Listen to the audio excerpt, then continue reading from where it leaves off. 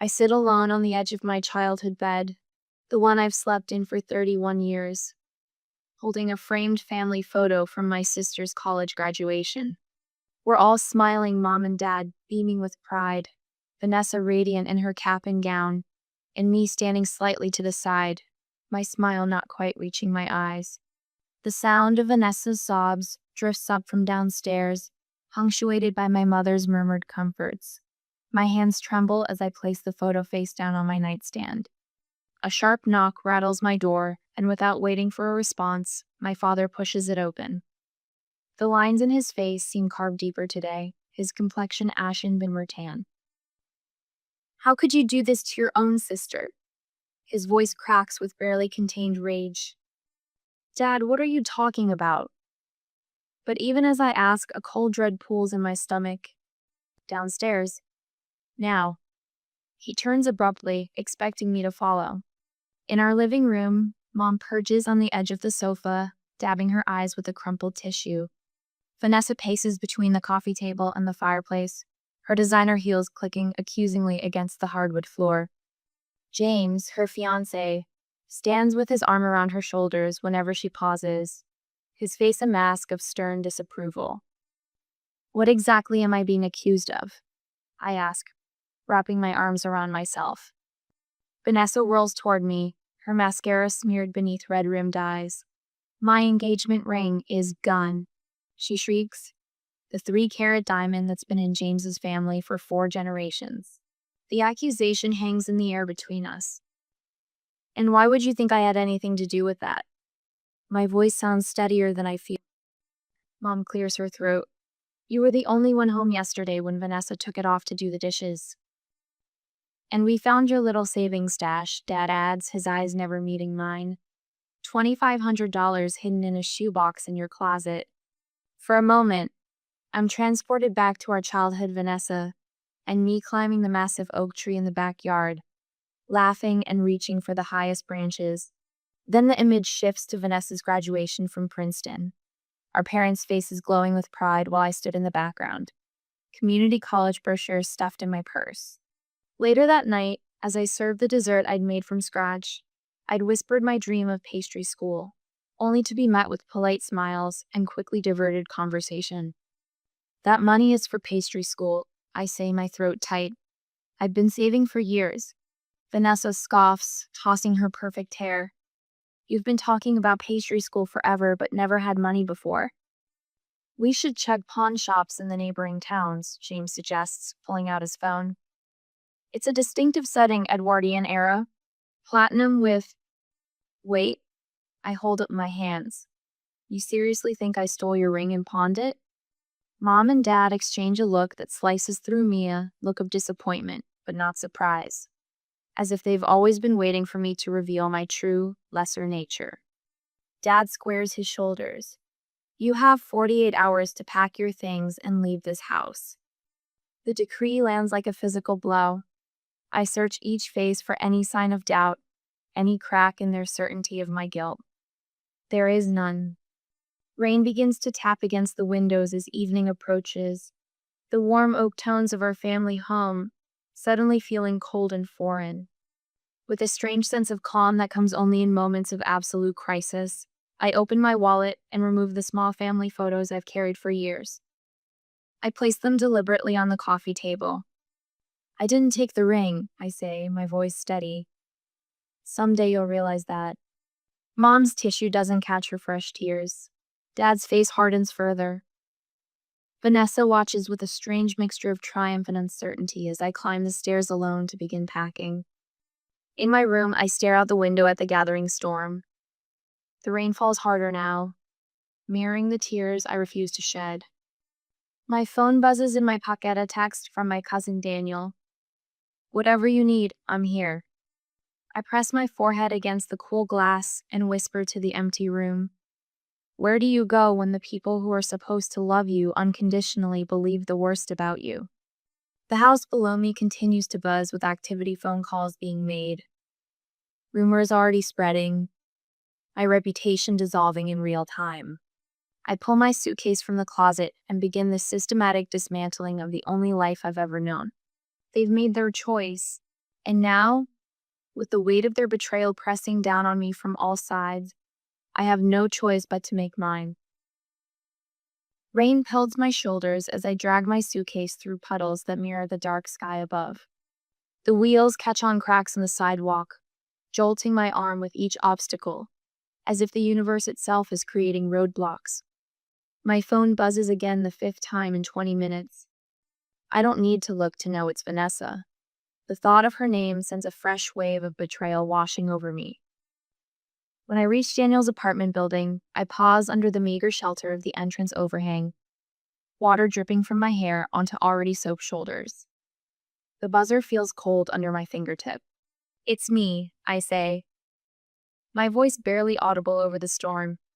Daniel's apartment is small and cluttered with military memorabilia and textbooks from his night classes, but it's warm in a way that has nothing to do with temperature. The couch has been transformed with fresh sheets, a folded blanket, and a pillow that looks newer than anything else in the apartment. A stack of clean towels sits on the coffee table beside a mug of steaming tea. "You're soaked," he says, taking my suitcase. "Get changed, then we'll talk." In the bathroom, I catch my reflection in the mirror, mascara trailing down cheeks I didn't realize were wet with more than rain. The woman staring back at me looks like a stranger, her eyes holding a hollowness I've never seen before.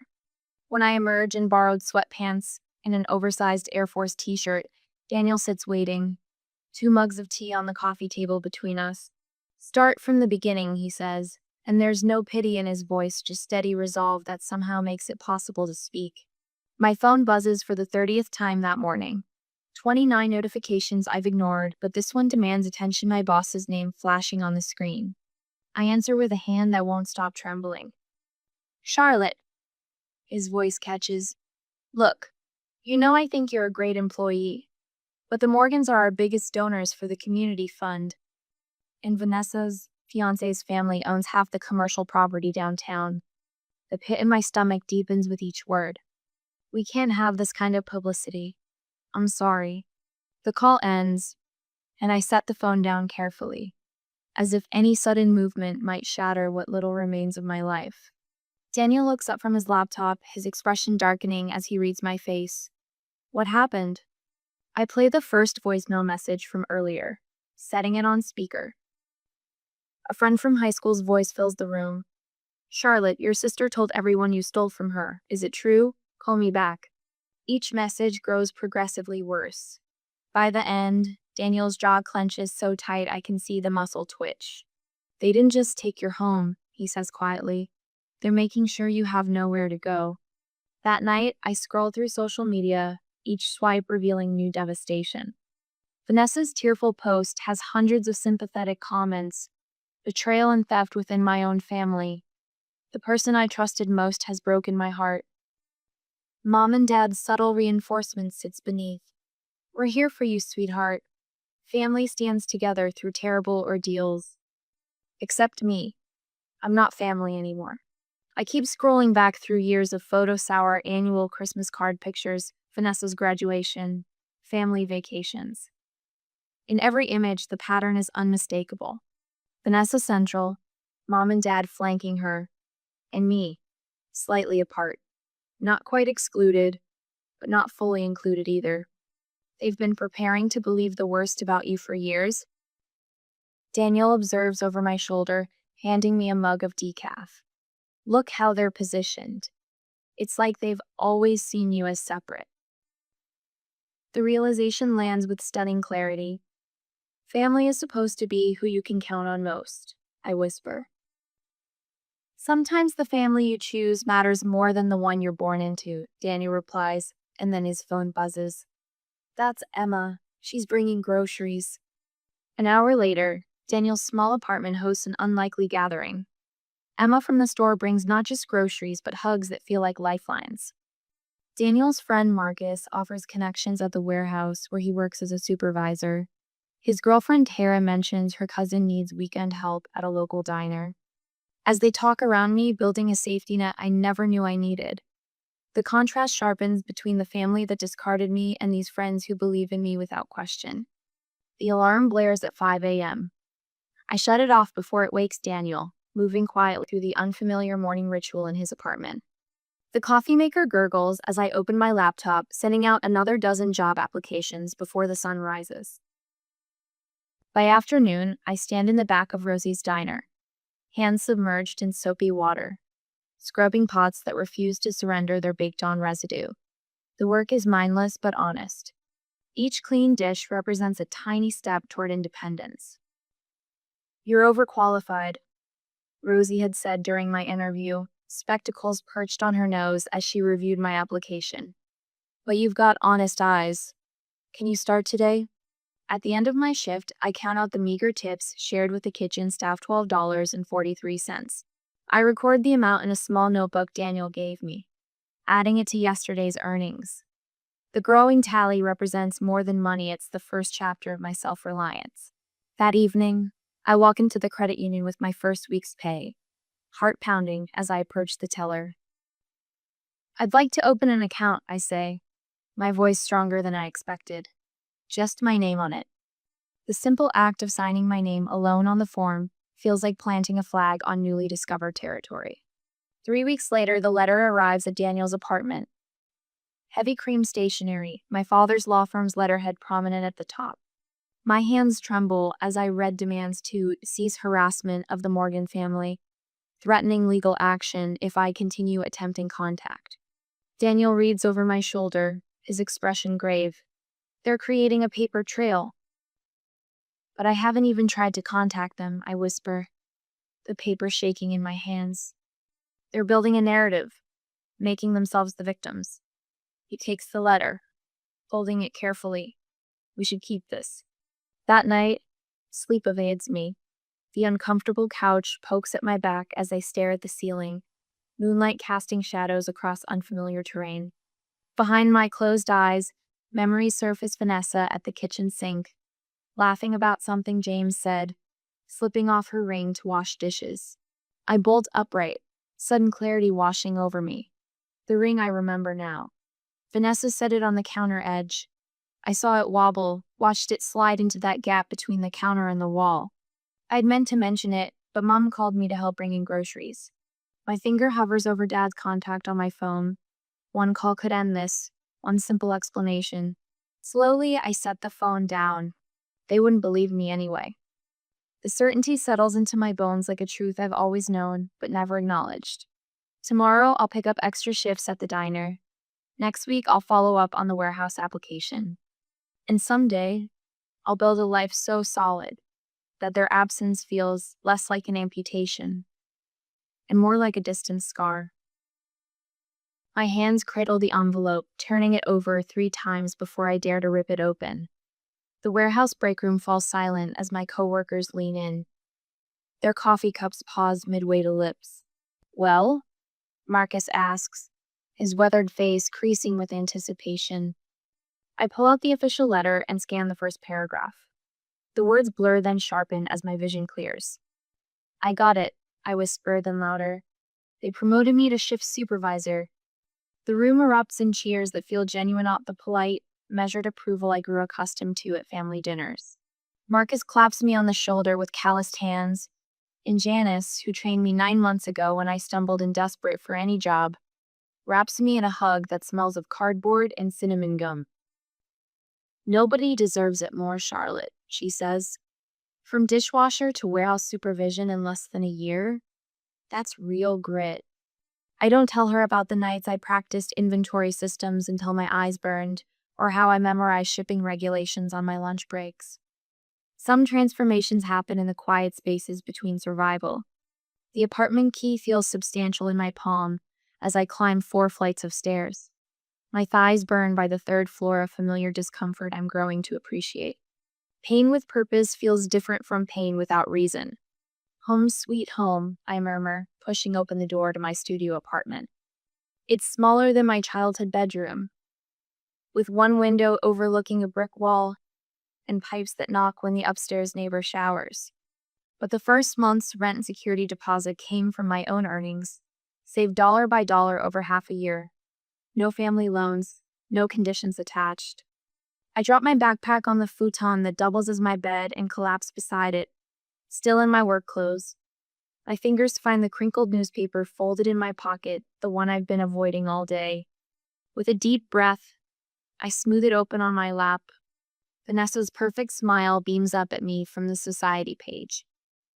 Local attorney to Wednesday investment banker in spring ceremony, the headline announces. James stands beside her, his arm possessively around her waist, the replacement ring glittering on her finger. My stomach lurches. I press my hand flat against the cold brick wall until the dizziness passes. Christmas decorations frame their photographer wreath in the background, tiny lights twinkling. The holiday season has ambushed me, appearing in store windows and radio jingles when I wasn't looking. For 31 years, Christmas meant Mom's sugar cookies and Dad reading "'Twas the Night Before Christmas" on Christmas Eve, no matter how old we were. It meant Vanessa and I hanging ornaments on the tree, fighting over who got to place the star on top. A knock at my door saves me from drowning in memory. Daniel stands in the hallway holding a small tabletop Christmas tree in a plastic pot, its miniature branches dusted with fake snow. "Thought you might need this," he says, setting it on my kitchen counter, which is really just a 2-foot section of the wall with a microwave and hot plate. Time to make new traditions. He doesn't mention the newspaper or ask why my eyes are red. This is what real family does. They know when to speak, and when silence is the greater kindness. My apartment transforms slowly, one personal touch at a time.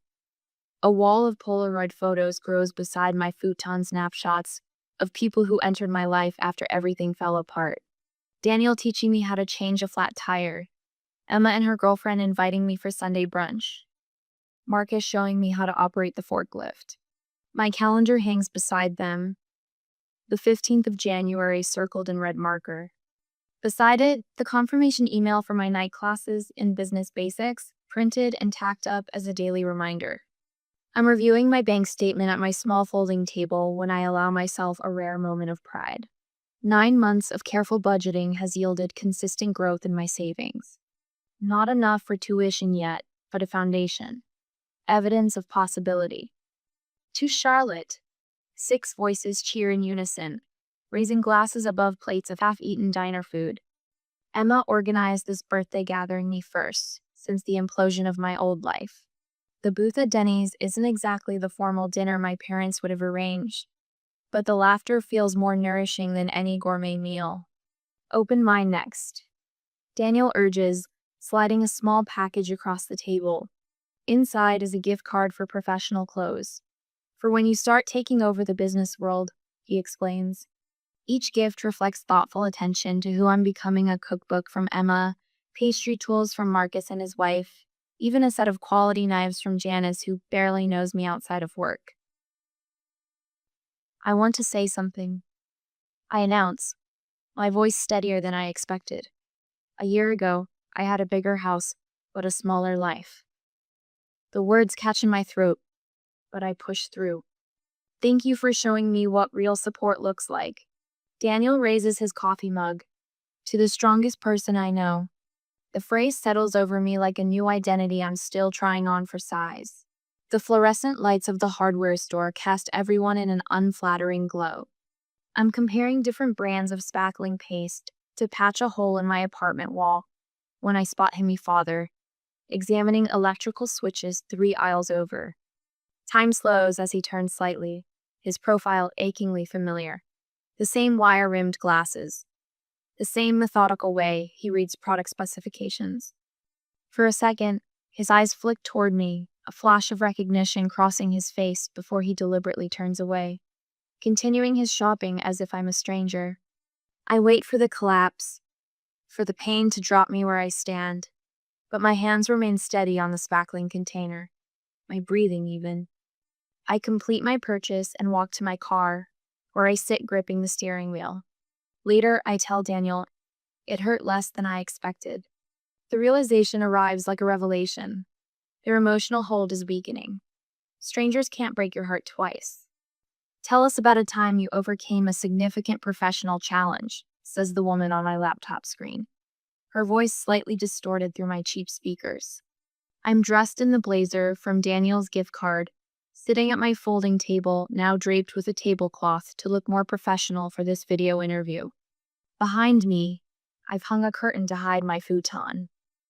When I lost my previous position unexpectedly, I begin the carefully rehearsed answer flowing naturally. I had to rebuild my professional network from scratch.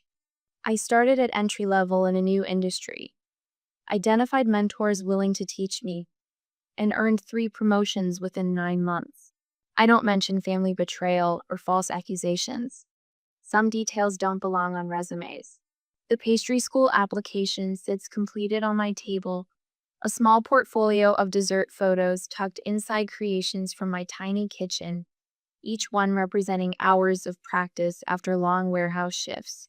Recommendation letters from my new manager and 2 clients praise my attention to detail and perseverance. My scholarship essay begins. True strength isn't avoiding hardship, but finding purpose within it. When the notification appears on my phone as Updance, followed by an offer of partial scholarship, the quiet celebration feels more meaningful than any elaborate party. I touch the pastry school acceptance letter, now framed beside my bed. 2 years ago, they said I'd never amount to anything. I whispered in my empty apartment. For the first time in years, my smile reaches my eyes. The last nail goes into the wall, and I hang the framed acceptance letter where I'll see it first thing every morning. My tiny apartment finally feels like a launching pad rather than a fallback position. My phone rings, an unknown number lighting up the screen. I almost let it go to voicemail, probably another credit card offer, but something compels me to answer. Charlotte. The voice sends electricity through my body. My mother. 2 years of silence shattered in a single word. My heartbeat thunders in my ears as I struggle to find my voice. Yes? We need to talk to you. A pause, heavy with unspoken history. Then the 3 words that could unravel everything I've built. We found the ring. I arrive at Riverdale Coffee 20 minutes early, slipping into the corner table that offers a clear view of both entrances. The chair's wooden back presses against my spine as I position myself with the wall behind me. A defensive posture, but necessary. Daniel's text chirps from my pocket. I'm parked across the street, 1 word, and I'm inside. I type back. I'm fine. Just stay close. When I glance up from my phone, they're already walking through the door, 3 figures, moving as a unit, just as they always have. Dad's shoulders slope more than I remember. Mom's hair shows more gray, and Vanessa's designer coat hangs slightly looser on her frame. 4 years carves itself differently on each face. They spot me and falter briefly before approaching. No one moves to hug me. Good. I wouldn't have known what to do with my arms anyway. Charlotte. Dad says, my name sounding foreign in his mouth after so long. Mom's eyes dart across my face, cataloging changes. You look well. Professional, Vanessa adds, as if surprised. I gesture to the empty chairs. Sit. The vinyl cushions squeak as they arrange themselves opposite me. Mom immediately fiddles with her napkin, folding it into smaller and smaller triangles. Dad's throat works with unspoken words. Vanessa's left hand trembles slightly, her wedding ring catching the overhead light. You said you found the ring. My voice comes out steadier than I expected. Dad clears his throat. Yes, during the kitchen renovation last month. He can't quite meet my eyes. Behind the counter, in that gap near the sink. Vanessa leans forward. I remember now. I was cooking that night. Took it off because the dough was sticky. Her voice cracks. I must have knocked it off the counter. We jump to conclusions. Mom whispers, her napkin now a crumpled mess. The words hang in the air between us. Inadequate and late. Yes, I say, you did. Silence fills our table while around us. The coffee shop bustles with normal life baristas calling out orders. The hiss of espresso machines, strangers laughing together. We can be a family again. Vanessa blurts out, tear tracks already marking her makeup. Now that we know the truth. I take a slow sip of my coffee, setting the mug back on the table with deliberate precision. From my shoulder bag, I remove a manila folder and place it between us.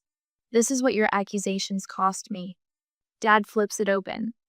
Inside are newspaper clippings with my name splashed across the local gossip column, screenshots of Vanessa's social media posts about betrayal within my own family, a termination letter from my former employer citing character concerns, and bank statements showing my climb from zero to stability.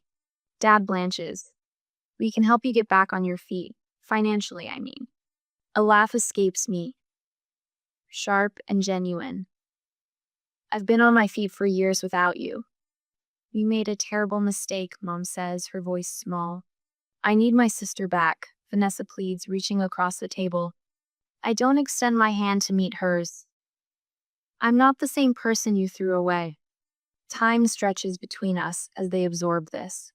I watch comprehension dawn in 3 different ways, Dad's jaw tightening, Mom's shoulders sagging, Vanessa's eyes widening. Since you last saw me, I continue. I've been promoted twice. Supervised 16 people. I completed my pastry certification with distinction. I have my own apartment. Each achievement lands like a stone between us. I did all of this without a single dollar or word of encouragement from any of you. Dad shifts in his seat. You didn't need us after all. His words reveal how little he understands. I needed you, I correct him quietly. I just learned to live without you. Mom dabs at fresh tears. This time, they seem genuine. Vanessa leans forward eagerly. So you forgive us, right? You'll come to Sunday dinner? Mom's making pot roast this weekend. I take another deliberate sip of coffee, feeling their anticipation build. 4 years ago, I would have jumped at this opening, grateful for any crumb of acceptance. Forgiveness and reconciliation aren't the same thing, I say finally. What does that mean? Vanessa's voice rises slightly. It means I can forgive without pretending nothing happened. It means I decide the terms of our relationship now. I meet each of their gazes in turn. No Sunday dinners yet, coffee once a month. Phone calls maybe. We start small and see where it goes. But we're family, Mom protests. Family doesn't evict family on suspicion, I reply evenly. Family doesn't destroy reputations without proof. Family believes in each other. I stand, dropping cash on the table from my coffee. You'll need to earn that word back. I shoulder my bag and walk away, the rhythmic click of my boots against the tile floor punctuating my exit. Through the window, I see their reflections watching me go. 3 faces wearing identical expressions of dawning realization I am no longer theirs to summon or dismiss. Daniel straightens as I approach his car. How did it go? I slide into the passenger seat and buckle my seatbelt before answering.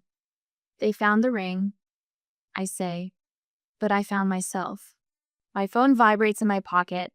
I pull it out to find an email notification glowing on the screen, the job offer in Texas, officially extended. A door opening to a future where I'm defined by where I'm going, not where I've been. Daniel raises an eyebrow. Good news? I smile, the first genuine one of the day. The best kind. Options. I smooth my napkin across my lap as my mother refills my water glass for the 3rd time. The late afternoon sun slants through my apartment windows, catching the edges of the framed pastry school certificate on my wall. 6 months of careful, measured family reconnection has established a rhythm I can almost predict. Mom's nervous chatter, Dad's cautious questions about my job, Vanessa's overeager compliments on everything from my throw pillows to my haircut. Charlotte, these lemon bars are divine, Vanessa says, brushing crumbs from her lips. You've always had such a gift. I nod my thanks, the words unlike you hanging unspoken between us. Despite the ring's discovery and their tearful apologies, something essential remains broken. Their sudden interest in my culinary talents feels like discovering water in the desert after dying of thirst. Welcome, but far too late. Your apartment is so cozy, Mom says, her eyes darting to the compact kitchen where I've maximized every inch of counter space. I recognize the familiar pattern her praise, always carrying a hidden asterisk. It suits me, I reply, the firmness in my voice surprising even me. I've made it exactly what I need. Dad clears his throat. the sound I've come to recognize as his preparation for broaching difficult topics. The hospital is looking for a new office manager in billing. Margaret heard about it from Susan Rivers. The pay is better than whatever they're giving you at that warehouse. And you'd be closer to home. Home. The word lands like a stone in still water, ripples of meaning expanding outward. Their home was never truly mine, just a place where I existed in their shadow. I take a deliberate sip of water, feeling the weight of the sealed envelope in my desk drawer. The job offer from Holden Logistics in Austin, complete with relocation bonus and health benefits. The culmination of 6 months of late-night applications and video interviews conducted in my supervisor's office after my shifts ended. Actually, I say, setting my glass down carefully, I have some news. 3 pairs of eyes fix on me with varying degrees of expectation. I've carefully maintained our Sunday coffee meetings while declining dinner invitations, birthday celebrations, and holiday gatherings. Each boundary I've established has been met with thinly veiled disappointment, each limit tested like a child pressing against a newly erected fence. I've accepted a position as regional logistics manager for Holden Transportation in Texas. I start in 3 weeks. The silence that follows is absolute. Even the refrigerator's constant hum seems to pause in recognition of the moment's wait. Texas? My mother's voice rises an octave, her hand flying to her throat. But we just found you again. You can't be serious, Dad says, leaning forward. After everything we've done to make amends, Vanessa's eyes fill with tears, right on cue. You're punishing us deliberately. We've apologized 1,000 ways. And there it is, the immediate centering of themselves in my narrative. My opportunity, my achievement, my future, immediately reduced to a reaction to them. 6 months of cautious reconciliation crashes against the rocks of their self-absorption. This isn't about you, I say, the words emerging with a calmness that belies the thundering of my heart. This is about my career, my future. Your future is here with your family, Mom insists, reaching for my hand across the table. I pull back slightly, just enough to maintain the physical boundary. There's my emotional one. My hands begin to tremble, not with the old familiar anxiety, but with something electric and unfamiliar. 6 months of measured smiles, careful nods, and swallowed responses surge upward like a tide I can no longer contain. For half a year, I've calibrated every word, monitored every expression, maintained perfect control in their presence. Not anymore. My coffee cup clatters against its saucer as I set it down too hard. The sudden sound makes Vanessa jump. You didn't just accuse me, I say, my voice breaking free of the controlled politeness I've maintained for months. My words come faster, louder, untethered from my usual restraint. You condemned me without trial. You destroyed my reputation, cost me my job, and threw me out with nothing but a suitcase. I stand abruptly, knocking my chair back. My mother gasps. I've never moved so suddenly, spoken so forcefully in her presence. The Charlotte they know doesn't disrupt, doesn't demand, doesn't disturb the careful performance of family harmony. I stride to the window, my reflection showing flushed cheeks and bright eyes I barely recognize.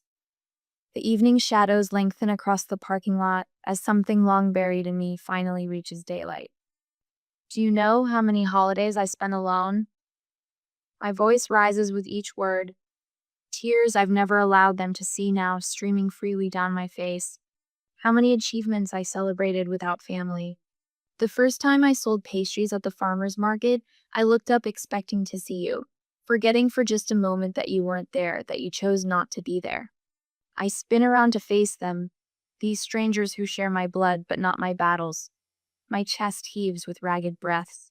For the first time in my life, I make no effort to appear smaller, quieter, more acceptable in their eyes. You're not sad I'm leaving. The truth bursts from me, raw and unfiltered. You're sad you can't control my forgiveness timeline. Dad's face hardens, then softens in a way I've rarely seen. Beneath his anger, something like respect flickers. We deserved that, he admits, the words seemingly wrenched from him. Mom dabs at her eyes, but for once, her tears seem genuine rather than performative. I'm so sorry, Charlotte. Not just for what happened, but for how we've handled everything since. We've been trying to fix us without seeing you. Vanessa stands, smoothing her designer jeans with shaking hands. We don't deserve your forgiveness. This move isn't about forgiveness or punishment, I clarify, feeling strangely lighter. It's about building the life I want, not rebuilding what was taken. The conversation shifts then. Tentative questions about my new position, the apartment I'll be searching for in Austin. When they finally leave, the goodbye is subdued, but marked by a new understanding, perhaps the first honest exchange we've had in years. I stand at my sink washing dishes, watching my reflection in the darkened window. The night envelops the world outside, while inside, the warm lights of my small apartment, my creation, my sanctuary illuminate the woman I've become. My phone buzzes with a text from Daniel. Proud of you. Texas won't know what hit it. I smile, touching the frame of a photo taken at my pastry school graduation. Daniel, Emma, and the others who became my chosen family. Sometimes the bravest thing isn't staying to fight, but knowing when to walk away. I stand in my kitchen in Austin, sliding freshly baked maple pecan tarts into white bakery boxes. Morning light streams through the window, catching on the certificate hanging on my wall. Charlotte Morgan, Pastry Art Certification.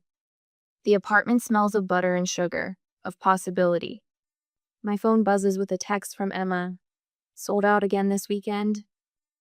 I smile as I reply, 30 orders. Had to turn people away. The weekend pastry business started as a way to keep my skills sharp while working at Meridian Logistics. But word has spread. 3 weekends ago, the food editor from the local paper called. The review comes out next week. The kitchen timer chimes and I slide on oven mitts to retrieve the last batch. These are for Mrs. Hernandez in 4B, who reminds me of what a grandmother should be. She tells stories of her own fresh start in Texas 40 years ago, listens without judgment, and declares my pastries worth the extra insulin. My reflection catches in the oven door, shoulders straight, eyes clear. I barely recognize the woman who arrived in Texas 1 year ago, carrying more emotional baggage than physical belongings. The Christmas tree in the corner is small but perfect, decorated with ornaments I've collected in my new life. No heirlooms, no history, just fresh beginnings. Daniel is flying in tomorrow, bringing a box of snow from Nebraska. So you don't forget your roots, he joked on our last video call. But my roots have changed, growing in new soil. Across my dining table are applications from 3 young women seeking mentorship through the Fresh Start program I launched at work. Women facing family estrangement, domestic disruption, financial crisis. Women like I was. Family isn't just who raises you, it's who lifts you up. I tell Jasmine, my current mentee, during our Tuesday lunch meetings. Sometimes the hardest thing is letting go of who you thought they were. I sealed the last box with a sticker bearing my logo, a simple oak tree with spreading branches. Ironic, perhaps, but the oak in our backyard was the one place where Vanessa and I found common ground. Some roots feed you, others just hold you in place. Vanessa's letter sits on my counter, read twice since it arrived yesterday. Unlike her previous communications, this one contains no guilt, no demands for instant forgiveness. Just photos of Mom's birthday, Dad's retirement party, their new puppy. At the end, a single line, we're learning to respect your boundaries. Too little, too late? Maybe. But as Daniel says, healing happens on your timeline, not theirs. The suitcase lies open on my bed as I carefully pack specialty pastries in travel containers. Cranberry orange scones, chocolate bourbon pecan tarts, gingerbread cookies with lemon glaze. Not peace offerings. Gifts. There's a difference. Tomorrow I fly back to Nebraska for the first time since I left. Not for Christmas, I'm spending that with friends here, but for a brief visit before the holiday. On my terms. 3 nights in a hotel, not in my childhood home. My phone pings with an email notification. A storefront is available for weekend lease in the Arts District. Perfect for a pastry shop that's outgrowing my apartment kitchen. I've run the numbers. With my logistics salary and growing customer base, it's viable. Daniel's latest text appears. Just got approved for the transfer request. Texas by March if you'll have me. I smile, warmth spreading through my chest. The universe expanding rather than contracting. The Nebraska air hits my face like a slap of memory as Daniel and I exit the rental car in front of my parents' house. Frost crunches beneath my boots. My breath forms clouds that dissipate in seconds, like so many things I once thought permanent. Ready? Daniel asks, carrying the pastry boxes. I nod, straightening my shoulders. Just a visitor. Not seeking a home. Mom opens the door before we reach it. She's aged, hair grayer than in my memory. Her arms twitch as if to hug me, then fall back to her sides, respecting the boundary I established in our last phone call. Charlotte, she says, voice tight with emotion, you look wonderful. Dad appears behind her, nodding stiffly. Vanessa hovers in the living room doorway, uncertainty written across her face. Inside, the house smells the same. Mom's potpourri. Dad's pipe tobacco lingering despite his quitting years ago. Familiar furniture, familiar photos, but the space feels smaller, compressed by time and distance. Your hair is different, Vanessa offers. Yes. I touch the shoulder. Length cut, styled with confidence rather than pulled back to disappear. Texas is hot. Conversation stutters and starts around the dining room table. Mom mentions church friends I barely remember. Dad asks carefully about my job, genuinely impressed when I explain my role managing international shipping logistics. Vanessa's husband, James, is conspicuously absent. He's working, she explains, twisting her wedding ring. He says hello. I don't believe her, but it doesn't matter anymore. After dinner, I step out the back door into the cold night air. The oak tree stands silhouetted against the star-speckled sky, exactly where it's always been. But something's different. It looks smaller, Daniel says, joining me with 2 steaming mugs of coffee.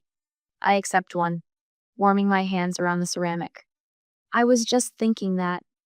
I used to think it touched the clouds. We stand in companionable silence, watching our breath mist and fade. Above us, Orion's belt gleams clear and bright, the same stars I see from my apartment balcony in Texas. You know what's strange? I sip the coffee. I expected to feel something dramatic. Vindication. Resentment. Something. But mostly I feel peace, Daniel suggests. Perspective. I correct him. I can see the whole picture now. Them. Me. This tree. I gesture with my mug. It's just a tree. Not a monument. Not a metaphor. Just a living thing that grew as best it could with the light it was given. Daniel bumps my shoulder gently with his. Like someone else I know. Inside, I hear Vanessa's laugh, Mom's response. Life continuing, with or without me at its center. And that's okay. My phone vibrates in my pocket, a text from Mrs. Hernandez about tomorrow's pastry order. Worlds away. The message includes a photo of the Texas night sky with a caption, "Same stars watching over you there and here." I smile at the coincidence, at the truth of it. Some connections remain unbroken by distance or time. Others are forged anew, stronger for being chosen rather than inherited. The family that raised me gave me roots. The family I chose gave me wings. But the strength to use those wings, that came from learning to stand alone. As I look up one last time at the sky, arching over my past and my future, I know with quiet certainty that I'm exactly where I need to be, on the path I've carved with my own hands, under stars that shine in both worlds.